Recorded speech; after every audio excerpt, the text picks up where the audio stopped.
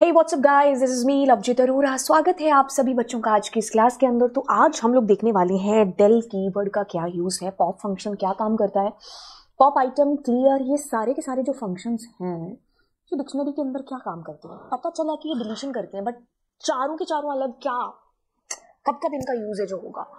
तो चलिए फिर स्टार्ट करते हैं कहानी डिलीशन की डिक्शनरी के अंदर। जी हाँ, नाम से पता चल गया कि भाई हम क्या कर रहे हैं, कुछ डिलीट कर रहे हैं हमारी डिक्शनरी के अंदर से। ठीक है, तो तरीके हैं भाई अलग अलग। आप डेल कीवर्ड है जो, उससे भी डिलीट कर सकते हो। आप पॉप एक फंक्शन है उससे भी डेटा को डिलीट कर सकते हो। आप पॉप आइटम फंक्शन है उससे भी कर सकते हो। आप क्लियर से भी कर सकते हो। बट हर किसी का ना अपना एक अलग यूज है।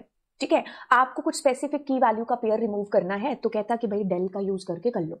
बट अगर आपको मान लीजिए यही चीज फंक्शन के थ्रू करनी है, ठीक है, आप पॉप फंक्शन का सहारा ले रहे हो, कुछ स्पेसिफिक की को आपने डाला और यही चीज जो डेल के थ्रू हो सकती थी आप पॉप के थ्रू करना चाह रहे हैं, मतलब फंक्शन के थ्रू करना चाह रहे हैं, तो आप इस पॉप फंक्शन का जो है सहारा वो ले सकते हो, मतलब पॉप के थ्रू कर सकते हो। बाकी दोनों में एक और चीज है जो मैं आपको प्रैक्टिकली बताऊंगी। अच्छा, अब पॉप आइटम का यूज तब होता है जब आप लास्ट की वैल्यू पेयर को डिलीट करना चाहते हो। ठीक है, तब हम पॉप आइटम का यूज करते हैं। फिर क्लियर है कि जब आपको चाहिए कि भाई आपकी जो डिक्शनरी है वो खाली हो जाए सारी, मतलब उसके अंदर की सारी आइटम्स आप डिलीट कर देना चाहते हो, बस डिक्शनरी मेमोरी के अंदर रहे, उस वक्त हम किसका यूज करते हैं, क्लियर का। अच्छा, अब एक एक करके ना सारी की सारी चीजों को देखते हैं। जैसे ये मेरी एक डिक्शनरी है, ठीक है, उसके अंदर मैं कुछ डेटा रख रही हूं और मैंने यहां पर लिखा सिटी। ठीक है, तो दिस इज माय डिक्शनरी। अब मैं क्या कर रही हूं, अब मैं कर रही हूं डेल, और डेल मैंने किया पी पहली चीज, और प्रिंट पी। ध्यान से सुनिए, डेल एक कीवर्ड है जो कि इस पी नामक जो डिक्शनरी है ना, इसको पूरा मेमोरी से डिलीट कर देगा। फिलहाल आपको एक एरर आएगी क्योंकि 2 नंबर लाइन में आपकी डिक्शनरी डिलीट हो चुकी है, और उसके बाद अगर आप उसको प्रिंट कराओगे तो नेम एरर ही तो आएगी, है ना। बंदा दुनिया से चला गया, उसके बाद आप उसके घर चिट्ठी भेज रहे हो तो वो कौन रिसीव करेगा। तो वो वही चीज है यार, पी मेमोरी में है ही नहीं है, तो अब आप उसको करोगे प्रिंट कराने की कोशिश या उससे कोई भी काम लेने की कोशिश करोगे तो पहले ही आपसे यही पूछेगा who is P, name error आएगी आपको। अब मैं चाहती हूं कि मैं डिक्शनरी ना डिलीट करके मैं नेम को डिलीट करूं, इस पेयर को उड़ा दूं अपनी डिक्शनरी से। ठीक है, दैट इज पॉसिबल। ओके, अब अगर मैंने यहां पर मान लीजिए जेंडर लिख दिया तो ऑफकोर्स ये की है नहीं, तो की एरर आपको आ जाएगी। सुपरकूल। ओके, तो ये मेरे को पता चल गया कि what is the use of del keyword. Fine, अब चलते हैं धीरे धीरे हम अगली चीज की तरफ जो कि कहती है पॉप फंक्शन। पहले तो पॉप को तुम याद करो जब हम लिस्ट के साथ किया करते थे कैसे था। तो मैंने यहां पर प्रिंट किया एल डॉट पॉप और मैंने यहां पर प्रिंट किया पी को। ठीक है, अब सॉरी एल को। अब ध्यान से देखो कि अगर मैंने पॉप में कुछ नहीं दिया ना तो वो लास्ट वाली आइटम को डिलीट करके पहले तो रिटर्न करता है, और उसने एक्चुअल में डिलीट कर भी दिया आपका डेटा। दोनों लाइन से आपको अलग अलग आउटपुट मिल रहे हैं कि पॉप रिटर्न भी करता है डिलीशन के बाद में चीज। अगर आपने इसके अंदर 2 लिखा तो ये 2 नंबर इंडेक्स पर पड़ा हुआ डेटा डिलीट कर देगा। समझ में आई चीज। पॉप फंक्शन का क्या यूज था, पॉप फंक्शन का यूज था कि जो भी इंडेक्स आप इसके पैरामीटर में देते हो ये उसको डिलीट कर देता है। बट अगर आपने कोई पैरामीटर में चीज नहीं दी है तो ये बाय डिफॉल्ट लास्ट आइटम को डिलीट कर देता था। अब अगर मैं यही कंसेप्ट करना चाहूं डिक्शनरी के साथ में तो क्या होगा। पहले तो देखो पॉप में आप इसको खाली नहीं छोड़ सकते, पहला डिफरेंस तो यही आ गया। If you are trying to make it empty, you will find an error which is type error. It is saying कि आपको कुछ ना कुछ देना पड़ेगा। तो कुछ ना कुछ में हम सिर्फ की दे सकते हैं, जैसे मैंने नेम दे दिया। तो अब ये क्या करेगा, इसने पहले तो आपको रिटर्न किया, फंक्शन रिटर्न कर रहा है आपको क्या, राजा। क्यों, क्योंकि नेम की वैल्यू राजा है, तो डिलीट भी आपको कर दिया। सुपर कूल, समझ में आई चीज। अब मान लीजिए मैं जैसे डेल में कर रही थी, मैंने कहा जेंडर। अब मैं इसको प्रिंट कराने की कोशिश करूंगी तो यहां मेरे को यहां भी एरर आ जाएगी, वहां जैसे आई थी एरर। ठीक है, अब मैं यहां पर ऐसी चीज कर रही हूं कि मैं यहां पर कह रही हूं नॉट फाउंड। मैंने कुछ ऐसे मैसेज यहां पर दे दिया। अब ध्यान से सुनिए, डेल के अंदर भी आपको एरर आ रही थी और यहां भी एरर आ रही है, बट मैं इसके साइड में पैरामीटर में ये चीज दे रही हूं कि अगर ये की नहीं मिलती है तो मेरे को ये मैसेज चला जाए नॉट फाउंड, या फिर जो भी आप आंसर करना चाहें यहां पर। ठीक है, मैं अब यहां पर मान लीजिए नेम को ढूंढ रही हूं। ठीक है, let me explain it again.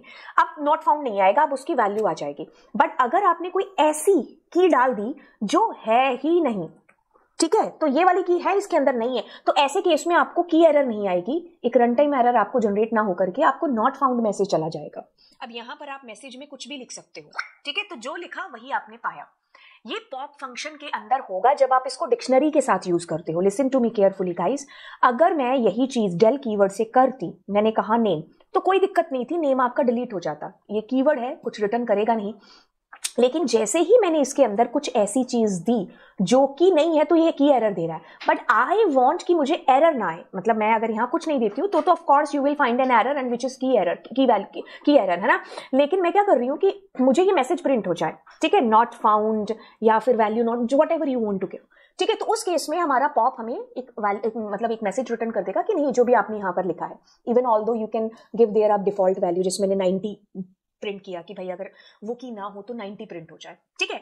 तो ये चीज मेरे को समझ में आई कि अगर वो की है तो उसकी वैल्यू रिटर्न हो जाएगी, अगर वो नहीं है तो ये साइड वाला आ जाएगा, और अगर ये आपने साइड में जो भी राइट साइड में नहीं दिया पैरामीटर में, तो इसमें भी की एरर आ जाएगी, ठीक है। और ये आपको रिटर्न तो करता ही है। खैर, और दूसरी चीज आपको ये समझ में आई कि आप इसको खाली नहीं छोड़ सकते पॉप को, जैसे आप लिस्ट में खाली छोड़ते थे और वो लास्ट वैल्यू को डिलीट करके रिटर्न करता था, या ऐसा नहीं हो सकता, ठीक है। अब अगली चीज हम करते हैं पॉप आइटम के साथ में। लेट्स सपोज कि हम लास्ट की वैल्यू के पेयर को डिलीट करना चाहते हैं, तो एक तो ये आपको डिलीट करके वैल्यू को ट्यूपल की फॉर्म में रिटर्न करेगा, ठीक है। एक तरफ की होगी, दूसरी तरफ वैल्यू होगी, और लास्ट वाले को डिलीट कर दिया इसने, ठीक है। ये इसका बस एक ही यूज है पॉप आइटम का, रिटर्न करेगा ट्यूपल, ठीक है।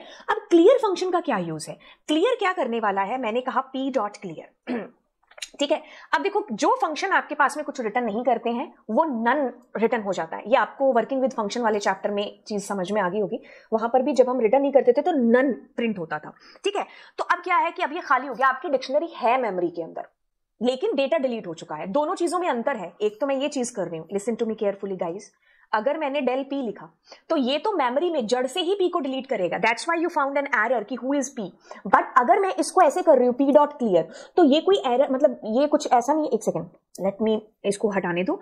अब ये है कि पूरा डेटा आपका डिलीट हो चुका है, मतलब एक घर का सामान निकला है, घर अभी भी मौजूद है, और डेल से क्या हो रहा था, घर ही टूट रहा था, आपकी डिक्शनरी ही पूरी की पूरी रिमूव हो रही थी।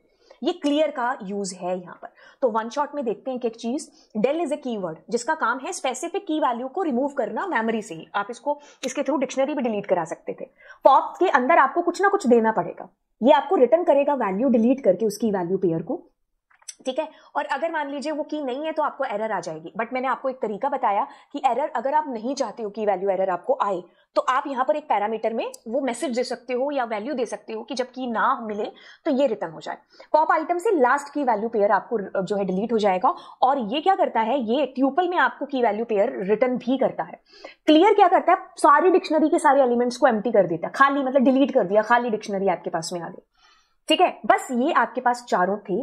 अब हम अगली क्लास के अंदर देखने वाले हैं मेंबरशिप ऑपरेटर। अगर आपको लगता है कोई ऐसा टॉपिक जो 5 मिनट के अंदर आपको बहुत ढंग से सीखना है, समझना है, तो कमेंट सेक्शन किसके लिए भाई, भरो कमेंट सेक्शन को और चीजें आएंगी एक एक करके। एंड ऑल द बेस्ट आपके एग्जाम्स के लिए। भूलना नहीं चैनल को सब्सक्राइब करना, क्योंकि आपसे ज्यादा टेंशन आपके पेपर की बिल्कुल मैम को है।